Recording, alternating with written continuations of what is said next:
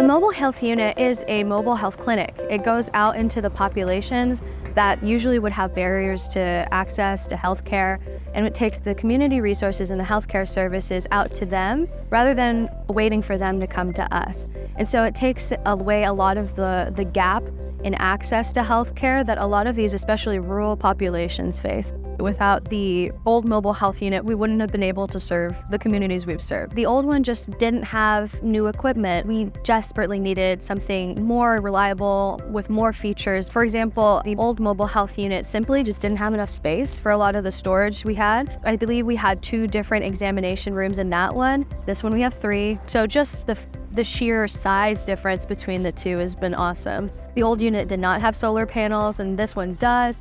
So it has the capability to power in-unit things like our refrigerator, which keeps it at a very specific temperature for things that are sensitive to temperature, so like vaccinations and possibly even medications in the future. Another thing that I really like is that it's handicap accessible. It has specialized equipment. Everything in there is super flexible. You can fold things away, you can put things up, it can morph to your needs. And so those are some of the gaps that the new unit is able to fill that the old one just couldn't.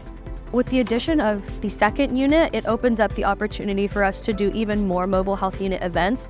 It's hard to quantify just how awesome a program like the MHU unit program is as far as, the benefits it gives me. Just the opportunity to get hands-on skills as well as that patient interaction and being able to kind of talk to them, interact with them, and get over that initial hump of being afraid to talk to or even touch patients. Long term, some of the awesome parts of being a part of this is that you do get to be part of the solution to the barriers to healthcare and barriers to healthcare services that so much of our Central Valley faces. It's extremely satisfying and very rewarding to be able to do that as a student and see the real life impact that it has on these communities.